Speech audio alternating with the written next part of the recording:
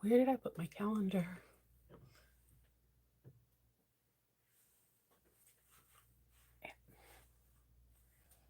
If I had magical powers, I would magically get my water bottle, but I don't.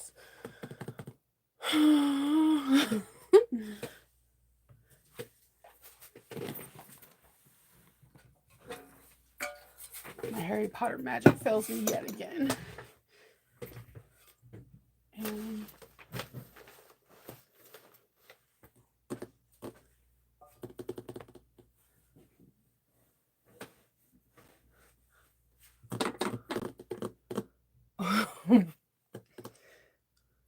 you should be right there. That is the pattern.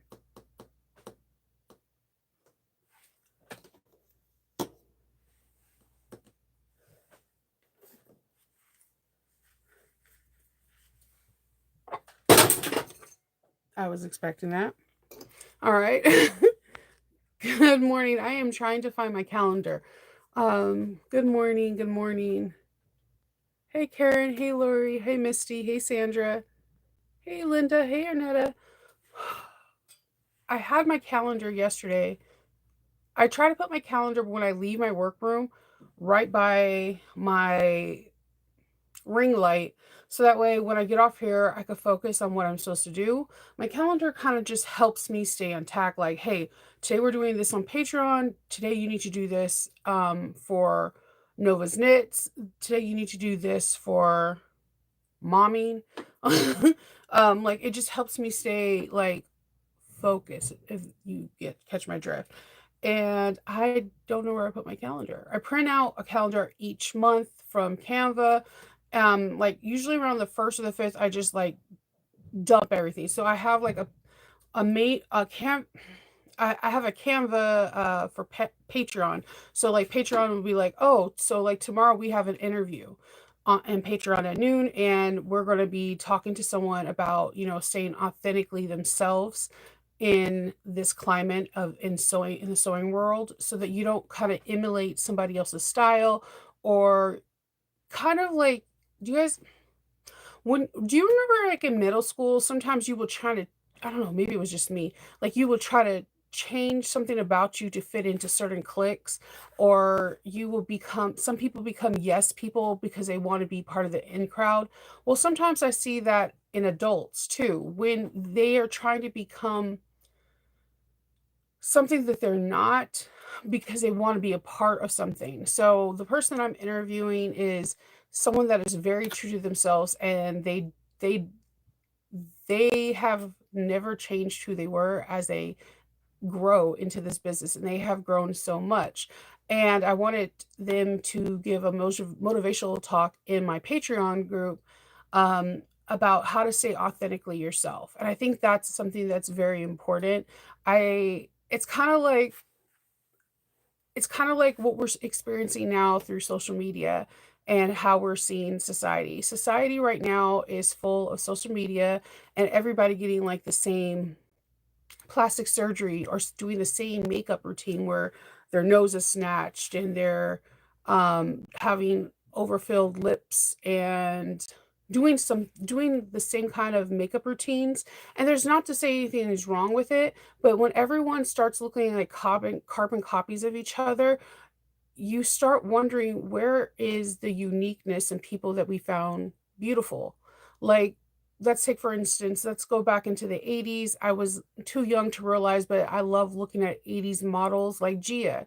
When she threw on set, like got thrown onto the set, she wasn't a blonde hair, blue eye beauty. She was this exotic brunette with big, full lips, and she had a masculine quality in her that as soon as she looked on the camera, she was undeniably the it girl. She could look bored, and it was the most cover girl covered, or like some of the most beautiful women in history, like Rita Hayward or even Marilyn Monroe. Like, I can go on. Eartha Kitt, they had something unique about them. They didn't look like other people. So when you see this, I feel like it's important to talk about this in society, because we're always trying to preach to the younger generation, like to generation to the like kids, but I feel like we also need to preach to ourselves, because sometimes I think that we're trying to emulate other people and we're losing who we are and our uniqueness. So I, in my Patreon group, have a guest speaker each month. The last 2 months have been kind of iffy. Mother passed away, so I kind of dropped the ball. I think it's kind of understandable though. um, I wanted this guest speaker to talk about remaining authentically who you are. Whether you're that quirky dog person that sits there and makes a dog voice for your dogs, or you're a person that is like French braiding your hair while you're sewing and you can knit at the same time, or you're a person that's going to be telling you how to put together a whole entire bag while you're doing sign language on the side to try to incorporate people into it. So I think it's very important to have people that are authentically themselves, like, and not trying to conform into what society thinks you should be. And I think that needs to be a part of a discussion in the sewing group, because I said I see it a lot, like where people are like they're trying to do copy other people's style, and it's like, don't do it. Um, thank you. I No, Missy, that's for when I have inspirational talks, they're for every level of Patreon. So, because for every level of Patreon, you get a free level up class, and they may be like big, or they may be really small. Like the level up class this month is going to be short and sweet, but it's going to be a game changer for your bag making. And I'm actually going to be filming that, I think Saturday, but it'll be given to you guys. Will be able to have the pre-recording on the date that's in Patreon. But it's something that totally changed my game. I actually learned it from like bag makers that are leather makers, like Georgia Girl Stitch. Um, there's a couple other ones that do this, Clume House, a couple other ones. And once I started incorporating it into my regular bag making, I have no issue with strap connectors whatsoever now. I kind of do it with all my bags off camera. It's just a force of habit now, and it makes your life a lot easier. You know that your straps are going nowhere, your connectors are going nowhere. Um, yeah, so that my and then my library has a full of previous um interviews. I have a lot of people that you probably wouldn't expect to be interviewed, but they're like boss women, and they came through, and they're really good friends of mine, and they just came through, and they're different points of view, whether it's teaching you about cork and cork fabrics and what you can do for it, whether it's coming into the society and not having a YouTube channel per se, but coming in and going into the filmmaking industry, and what it's like to work on set and be a bag maker for the industry.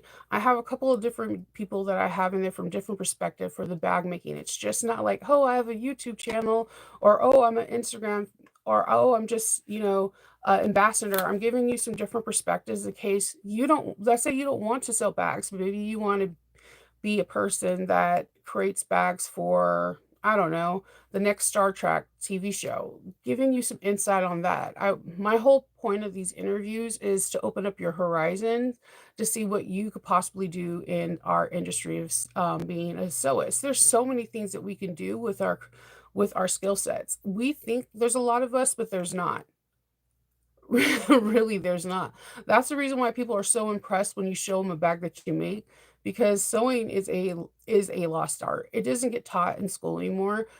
It's a very lost art. There's only a couple of schools within the US that teaches it within college, and they already expect you to know how to sew.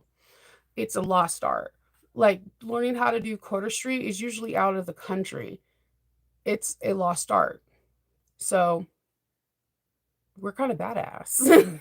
So, today, I'm going to be making a custom bag. The person ordered it on Etsy, and they want a custom Doctor Who bag. So the Doctor Who bag I'm having is the inside is going to be the inside of this fabric, which if you're not familiar with Dragon Con, the Dragon Con floor is this pattern inside, and this is the Doctor Who theme box. I don't know where I got this fabric. I want to say TNT, but they're no longer around. Um, I like this is one of the reasons why I like ordering cotton versus vinyl is that when you order a vinyl, you're getting like an 18-inch roll by 54, okay? That's probably enough for one, possibly a wallet in a bag. But if I'm getting a piece of yard of fabric and it's 36 by 54, I can make several things out of this. And I'm going to be making the lining. For me, I order always 2 yards of cotton, and I always have more to make multiple bags. So this is going to be the lining of the bag. And she wants it to be she wants it to be blue with a brown trim. And when I say trim, I'm going to be just hitting myself in the face. I'm going to be doing the trim that our one of our most treasured people, Lauren Mormino, created. Let me I didn't unscrew this. I have the Lola templates because I make a lot of Lolas. So, my rule of thumb with templates, if you made more than 10 of them and you make them consecutively every year, then, you know, splurge and buy them. So, I didn't think this through. Okay, so, so on these templates, this is a whole pattern piece that Lauren made, and this template you could buy through the template shop. And it has like hidden connectors. It's an overlay that goes on top of the original pattern piece. Bear with me. And I'm going to show you the bag tomorrow because it's Lola's the original pattern piece.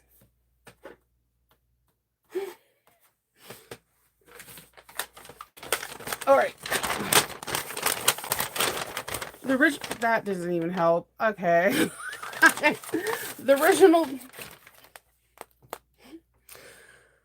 original pattern piece has just like where you sew on the handles. Lauren created a template that goes on top of it that you don't use the handles. You make these invisible slip pockets and you do it. It's not, I don't think there's a paper pattern piece. I think you only can buy the overlay. It's been like 5 years, so don't mark my words on this, but I think you only could buy the overlay. I bought the overlay. I think it was like $10, $15. Again, it was like 5 years ago. But it's become one of my favorite blow and lows to make, and a lot of people love it. I've done different variations. I made a Wednesday Adam one with these really cool pinking shears that have like bubbles, and it was like with a black with a white cork, and I like pinked it, and it was all black cork with a white overlay. Endless opportunities with this overlay. So I'm doing that today, and this particular one has some interesting alterations. It does have side connectors, but the side connectors that go inside the bag and on the outside of the bag. It's very interesting. I'll show it to you tomorrow before I ship it off. But that's what I plan on doing today. I did finish one of the duffel bags, the Alchemy duffel bag. Now, I'm trying to figure out how I'm going to show you this bag, so bear with me. This is a duffel bag, okay? You could see this because it's just like a 24-ounce water bottle, right? This bag is big, so I'm going to show you it in parts. It's going to be hard for you to see the whole thing, but I'll take some pictures and I'll post it on my YouTube wall for you so you can see the whole entirety, like front panel, back panel, side and side. But you're not going to be able to see the whole thing live. It's just a big ass bag, okay? But I had a lot of fun making it yesterday. Okay, so this bag is another swoon pattern. Apparently, I'm on a swoon kick because I'm making a Lola. I just got done doing a Dallas Duffel. But I love altering swoon patterns. Swoon is like a base product, and it's kind of like a fixer-upper home. As soon as you go in, you can just like have at it because the foundation of the home is so amazing that anything that you add to it, it just is like chef's kiss. Let's see. Let's see. So this is the side. Like I said, it's big. This is the side, and this has a shoe pocket. Now, this shoe pocket does not come with the pattern. So if you go get the Swoon Dallas Duffel and you're like, this doesn't come with the pattern. I told you I did alterations. This alteration is from the lovely Beast bag from the Beast travel bag from Ora Rosa. So no, it's not the Ora Rosa. This is the Swoon Duffel, but I did the alteration from it. So this is the Ora Rosa modification I put on here. Oh, this is the back panel. It's time. There's some spoons. This is Backyard Apothecary. I think it says apothecary. Then on this side, it has fusible fleece. I didn't put foam in here because I don't like to put foam in my duffels. You have rosemary, sage, and then you have elderberry on the top. On this side, you have hunting for mushrooms. And then on this side, you have the Dallas Duffel's front zipper pocket, except I did an overlay versus doing the zipper pocket. And you have healing with food. You have you have those little, what are those things you blow? You make wishes. You know what I'm talking about. And then you have dandelions. You have elderberry. And that is it. In the inside, it's very simplistic. It's waterproof canvas. You have some beautiful dragonflies, and I don't know where I got these dragonflies at. They were just in there. They're really pretty. I really want some more. I have a friend named Jillian who her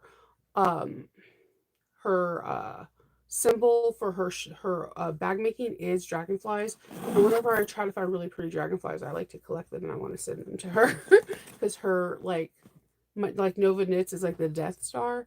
Hers is dragonflies. Her business is called the Life Whisperer. It's such a classy name. But she makes the best bags. She's like the person I want to be with bag making. So in the inside, there's just one slip pocket, and that has more nature stuff. You have like the foxglove, the lily of the valley. It's just one pocket. They didn't want a lot of pockets in there. They just wanted a whole lot of room to shove all their stuff in here. And it's a travel bag. So nice clean on the top. Have tabs so that way this doesn't do that weird buckle thing when you do with the zipper. And this is super clean. When I say this is like the super clean binding, super clean binding. Like, what? And I didn't have to stuff or anything. As soon as I get done with the binding part, I just kind of roll and wiggle my seams. I'm not afraid to beat it up. It's like a million different things. Once I just kind of roll and wiggle with it, the seams poke out. I feel like that's very imperative in that next step. If you're not ready to finesse or massage your seams, leave your bag inside out until you're ready to do that part. There's no shame in your game of leaving it wrong sides out until you're ready to do that, because this part is really important. Don't turn it inside out and be like, oh, I'm done for the night, because now you're setting your bag into some kind of weird standard. That's kind of like rolling your hair with curling rollers and then taking the rollers out and then not doing anything with it, like not styling it. Why did you take the rollers out? You could have just waited until that moment that you're like, oh, I'm going to separate the curls, throw some hairspray, like this part is important. It's styling. It's getting it to fill in its permanent resting spot. I'm just throwing that out there. So, yeah, and then for the handles on hers, because this is going to be a his and hers bag. They wanted the same color, vegan leather with two different styles. His is Dungeon Dragon to Skyrim. It's a little more my style. I've learned a lot about poisonous mushrooms and poisonous flowers. so, um, so there's a lot not poisonous, but I paid special attention to the ones that were poisonous. Good times. So, um, there. Oh, and I got the salt. So I don't know with the backyard apothecary, I was able to find salt and juniper berries. So, um, yes, I learned a lot. I appreciate. I like when someone throws me something new because I'm going to learn. I have like okay. So yeah, I had fun. That this bag is a baddie. I'm not gonna lie. Even with all the apothecary things, I would wear it. So I used 1 1/4 of an inch wide. For the handles, I'm going to use 1.5 for the cross bodies on both of them. But for the handles, I'm using 1 1/4 of an inch. That means I can have more of the canvas to do what I got to do. I have both of his side panels done, and I'm going to start working on his front panels. Hopefully, I can do one front panel today. I'm hoping. But if I don't, it's cool because I know if I can finish the Lola and work on talking about the modifications and the breakdown of the EV that we're going to do for Aura Rosa, then it's cool. Then tomorrow I'll have the interview and I can just work on a front panel and back panel and get these two beautiful duffel bags out. And I'll be ecstatic. I'm pretty excited about these things because watching your everything that you sketched out come to life is like one of the most beautiful things ever. So yeah, I like it. I like all the little patches too. Wild edibles. So I think the bag came out really great. It's lightweight. I the fusible fleece keeps it really light, and I'm ecstatic about it. I have everything cut out ready for the second one.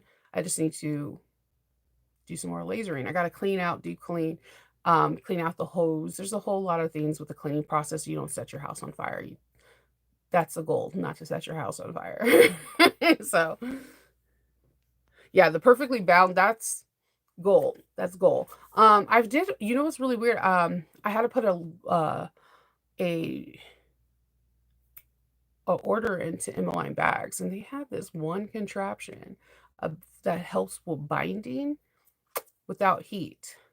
I got it when it comes in, which Emmeline doesn't offer DHL anymore because like they try to do tariffs even if it's under $800, which is kind of shisty.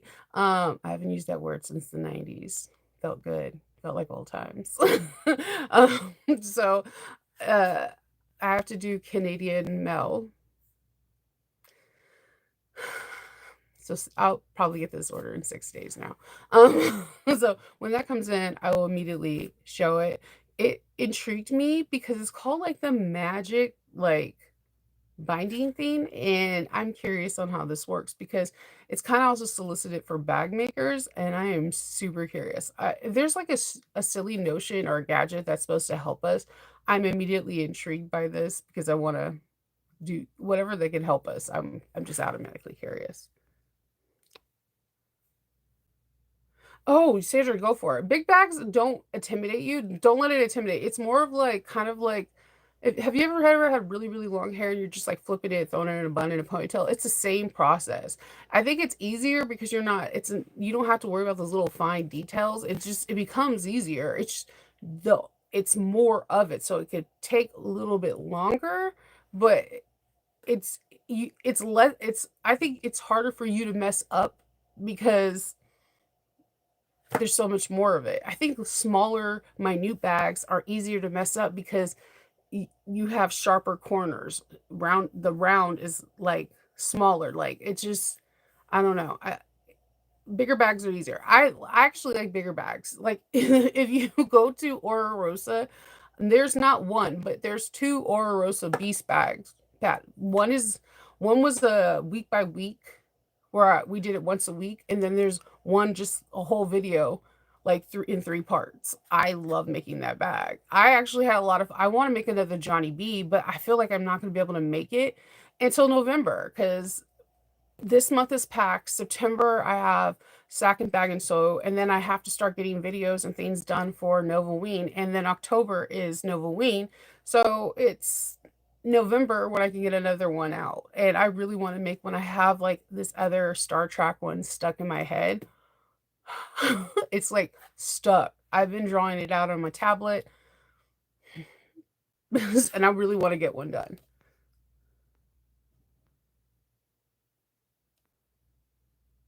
Yeah. Yeah. So yeah, what I like to do is I Mod Podge. So the person didn't the person who ordered this for me didn't see the Johnny B before I had it. It's only seen the Dallas Duffel, and that's what they wanted. So that's what I made them. But they wanted the shoe compartment. But now I want to make the Johnny B with the shoe compartment. So that's my plan. So, yeah, I do think actually bigger bags are easier. I do. I really do. It's just more of a headache. It's just you're moving more out of the way, which can be cumbersome. It could be a little, yeah, like a little like but I think it's fun. I think they're fun. I feel like they're even funner because I feel like you could do more modifications on them because there's more space, there's more canvas to work with. Um yeah, like when I did what for that modification, it was just a blink of an eye. I knew exactly what I needed to do and what pieces I needed to do. It was like I didn't have to even test it out. And normally I have to test out every modification. This one was like, yeah, all I have to do is this because the pattern pieces are so big that I don't have to worry about will it fit. It will fit because it's a big bag.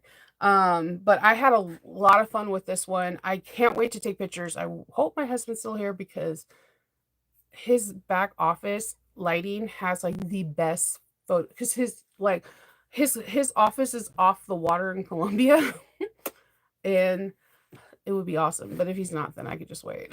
So, but yeah, this not this part. This was like the easy. This was very easy to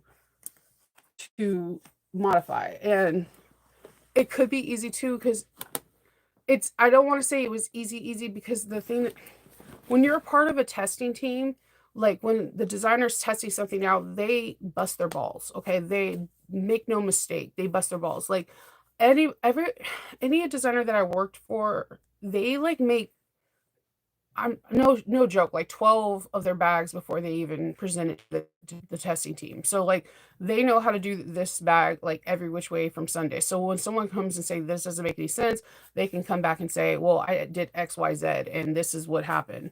It's very rare when someone comes and like throws them for a curveball and they're like, "Oh my God, I didn't think of that." So when Alexis came with this, like she even in the directions, she was like, "Okay, you have to like follow the directions."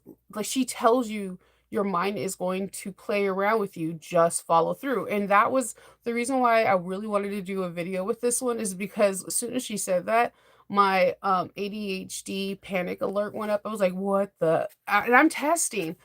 So I read the pattern, this page, I read it again. I actually called my husband in and I was like, I need you to read this to me because I am freaking out. And he reads it and I'm like, it just sounds like "wonk, wonk, wonk, wonk, wonk." And I'm like, okay. So I followed her instructions exactly and it worked out. It was I had a panic because it was something new. It's something I never seen any bag designer do before. And that's why I wanted to do a video for it because it's easy. So if you want to do a modification for a shoe pocket, because again, I think Alexis was the first person to do that. And she's like she is a pioneer in this field. Like she's a baddie, like 100% a baddie. Like the thing I love being in her testing team because anytime I think I master something, she comes out of left field and be like, like it makes me excited to test for her because she's always putting something new on the table that I never even thought I would never. This is how I'm not meant to be a designer because I get way too excited to see designers put out something because they'll be like, oh yeah, we get to learn something new. So look at that part. It's brilliant how it comes together and how she made this whole bag come together. So once I learned that, and I've made like 7 or 8 beasts. That's why when the person was like, I want a shoe compartment, and they picked out the pattern that they want, I was like, yes, I can do it because I made this bag so many times and I like had panic sweats about this thing. And it just even yesterday when I was putting it together, I had a brief moment in time like, can I do it? And I just literally did it like 6 months ago on another bag. I don't know what it is about that particular pattern piece but you just have to trust the process. And once you trust the process, it's cakewalk. Like she explains it so well in her written instructions, so well. And I, like again, if I can read it, like I'm telling you, you can do it. I'm the Miss ADHD, anxiety, dyslexic person you can ever meet. When you have to call your husband, like phone a friend, can you please read this to me because the words are jumbling. I feel like Percy Jackson, and I am not working it out right now. And he was like, "It makes sense to me," and I'm like, "It would." It would. And so, yeah, it's a fun pattern. So I actually now want to do the shoe hack onto the Johnny B. So that is my next goal. But then I would have to alter all the connectors, side connectors, which is not a problem. So I think the Johnny B is a duffel that I really want to make again. I had a lot of fun making that one. But just try your hand on it, a duffel, any duffel. Dallas. I think Sophistication has a bag one that like unzips all the way. I think that's really cool because I think they solicit that one a lot on TikTok shops and stuff like that. And like you could put your clothes in it and folds up. I think that's awesome.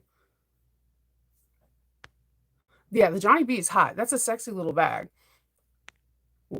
Duffel.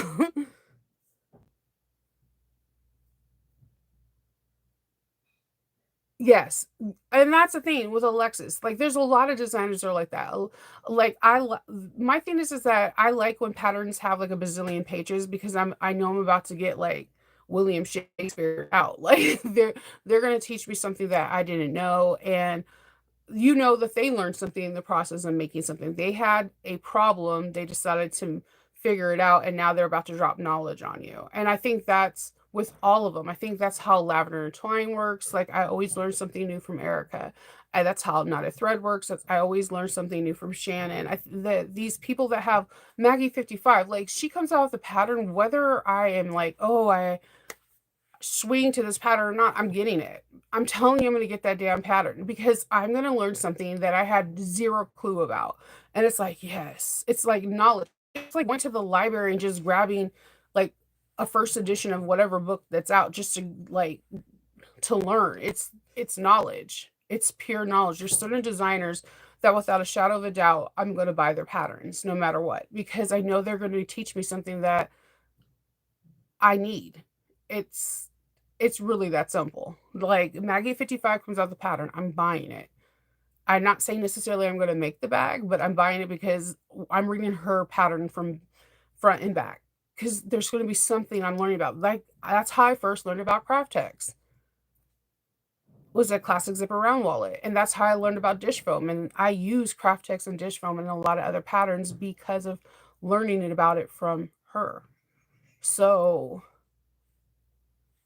I've learned so much from so many different designers that now that I implement things on my everyday sewing that you guys don't see, but I learned from other designers and now I implement it on my like everyday life. So dish foam, like the packing dish foam. See, if you don't have the Maggie 55 classic zipper round wallet, it's something is like I feel like that's a staple, kind of like the NCW. It's like a staple wallet, like pattern wise. Like I feel like my top three staple wallets are the NCW classic zipper round wallet from Maggie 55 and the Triskel from Sonar. So they all three have different techniques. So different. But like you learn something at the end of the day, you're like, huzzah.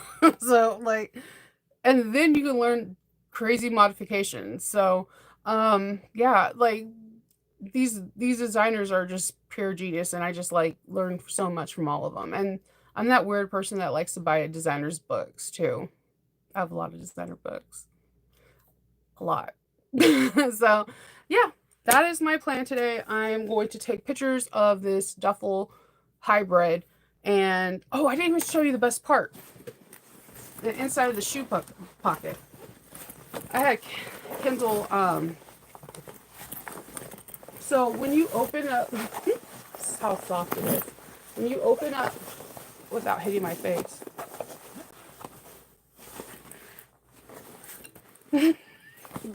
I'm like, why isn't it not showing?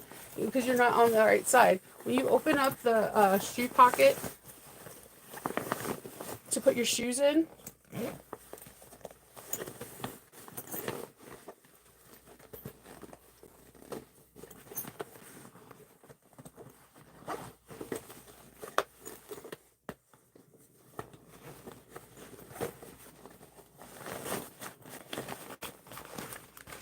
It's an apothecary table. So it's like witches, bottles, there's a black cat. I thought this was the coolest thing, and this is all like waterproofed out. Um, it's like staying water resistant. All you have to do is spot clean it. I thought this was the cutest thing. So I was like, this is so adorable. And it's lightweight and it's cute. Just like a pop of color. So when you look inside and your shoes are inside this, in this like little area, then you have like a little bit of apothecary that comes in the inside of your bag. So something like that. Where do I sell craft text? When you look for craft text, look for the one I look for. Get it on Amazon. But you know who else carries it? Barnes and Nobles and Book a Million.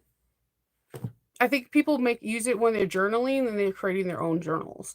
But if you look for like places that do journaling, they have it. Oh, hey Shannon, what's up? They have it. Journaling stores that where you create your own journals actually have abundance of craft decks. Now you want to make sure that the pattern designer does say which kind. There's washed and unwashed, and there is a huge difference. So whatever the designer is telling you to use, that's what you need to follow. Most of the time they ask you to get unwashed. Yes, Felicia. That's not weird. So yeah, I like that. So Doug's is gonna be Doug's is gonna be the boxer colors, the white with the red hearts, because he follows a really cool podcast person. Oh, yeah. Pretty much. Um so we have to let me put this type of person on timeout. We have to He's follows this guy named Doug the Crawler on that is his D&D podcast and D&D books. And when you get to a new level, you you're supposed to get like totally undressed and you're just in your red boxers. So his when you pull out his, it's going to be like the boxers with the red hearts. You know, like every guy ever owned, anyone I've ever owned, guy I've ever known own these classic white boxers with the red hearts. So his is going to be that. So his is still curating his to get water resistant. But yeah, I'm pretty excited about that. He also has this really cool print.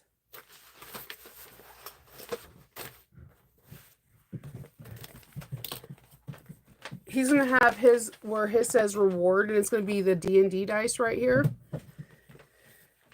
And the Loki. The Royal Cat Princess Donut, and it says new achievement, why aren't you wearing any pants?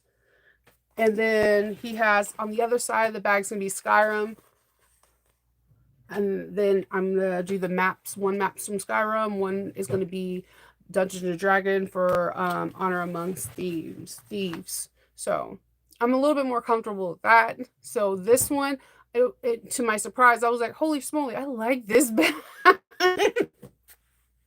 Learned a lot about a poisonous plant. So again, life lesson.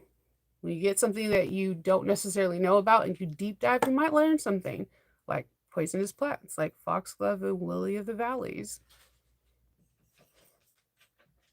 If there's a zombie apocalypse, I learned a lot about mushrooms too. So, yeah, so on this side, it's going to be the shoe bag is going to be the Dungeons and Dragons. So this will have the D&D dice in the middle, the 3-dimensional one. I have like this really cool D&D dice magnet. I don't know where I got it. It's just been in my, you know how you have stuff in your drawer and you're like, where did I get this? So he's going to the D&D dice right here. And then inside the zipper pocket is going to be the underwear print. And then the map is going to be on his front panel of the Honor Amongst Thieves. But yeah, he listens to Doug the Crawler on Audible, and that's from Dungeons and Dragon. I see you, Loki. It's his new thing. When I'm down here, he's just like, "What? Guess who's here too?" So yeah, yeah. I have listened to some of it, not all of it. I was listening to it on the way home, and then I was listening to some of it yesterday. But I want to listen to it whilst I'm making it. I got to the Princess Donut, and I was like, "What the hell am I listening to? This is so awesome!" Yes, yes. The cat is from Princess from Dungeons and Draw Crawler the cat. Yeah, so that's why I'm doing it. He's like super excited about this, and that this is what happens when people like when they see your work and then you know, it was so sweet too.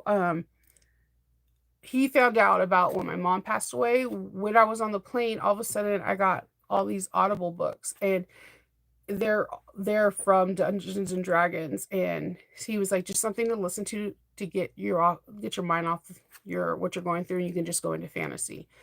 By far the most sweetest thing ever. Like they best couple ever I've ever got commission from, and I just want to go all out for their bags. So the bag colors are the same exact prints, like the colorway, but there's one is apothecary and the other one is D&D, and then it's half D&D, half Skyrim. So I think it's cool.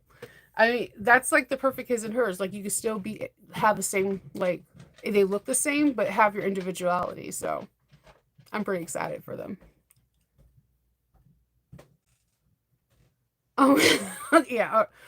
I got so Adventure Time story. My son and my daughter watched it, and they one summer, I don't know, it was like 2 or 3 summers ago. We watched every single last one of them, and then when I went to a convention, and it was across the street from like Cartoon Network, we were really sadly disappointed with everything there, and I got this shirt. So, and they were mad because it was only in one size and it was mine.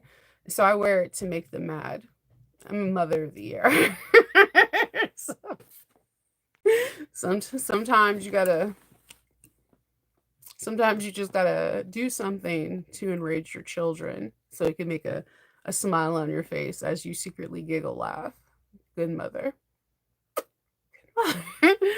All right, guys. Well, I hope everyone has a great Monday, and I will see you guys on Tuesday, and I'll show you guys the Doctor Who Lola bag tomorrow because that's a commission bag too, and I got to get that out tomorrow. So I will talk to y'all later. All right. Bye.